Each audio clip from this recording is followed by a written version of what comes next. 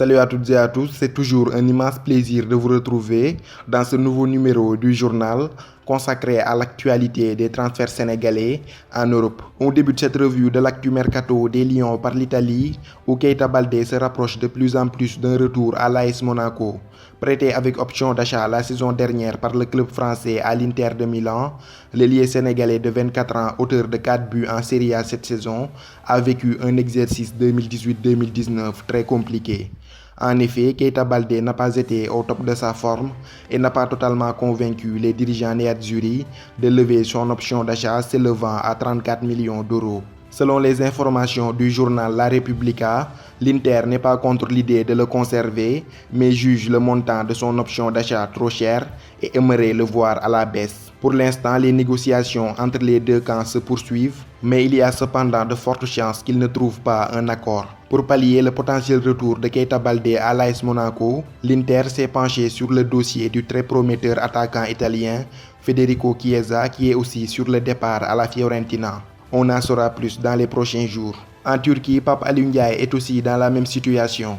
Prêté par Stoke City au club stambouliote de Galatasaray, il a réalisé une saison magnifique avec à la clé un doublé Coupe Championnat. Qualifié en Ligue des Champions, Galatasaray veut conserver la quasi-totalité de son effectif en vue de réussir sa campagne européenne la saison prochaine. Sur ce, ils veulent prolonger l'aventure de Badou Ndiaye jusqu'à l'exercice 2019-2020 sous forme d'un nouveau prêt. Selon les informations relayées par le site wewsport.com, Galatasaray déléguera dans les prochains jours ses émissaires pour entamer les négociations d'un nouveau prêt avec Stoke City. Selon la même source, si les Potters persistent à le vendre et non le prêter, Galatasaray se tournera vers d'autres profils pour le remplacer. Pour rappel, Pape Aliou Ndiaye est lié au club anglais de Stoke City jusqu'en 2022 et il est également pisté par Everton et le FC Séville. En fin de contrat avec le FC Metz en juin prochain et annoncé dans le viseur du Sporting de Portugal, Opanguet est plus proche d'une prolongation de contrat que d'un départ chez les Messins.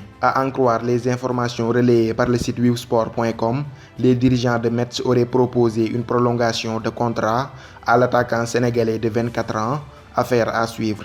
Auteur de 25 buts en National 2 avec l'Atlético de Marseille, l'attaquant sénégalais Pape Ibn Ba a été élu meilleur joueur de l'année et a terminé aussi meilleur scoreur. Ses excellentes prestations pourraient lui permettre de franchir un nouveau palier dans sa carrière en rejoignant la Ligue 2 la saison prochaine. Il est en effet dans le viseur de Châteauroux qui aimerait s'attacher ses services pour l'exercice 2019-2020. On suivra avec beaucoup d'intérêt l'évolution de ce dossier. C'est ainsi que prend fin ce journal consacré à l'actualité des transferts sénégalais en Europe. Rendez-vous à très bientôt pour de nouvelles vidéos. D'ici là, portez-vous bien et n'oubliez pas de vous abonner à Footgal 10 pour ne rien rater de l'actualité du football sénégalais.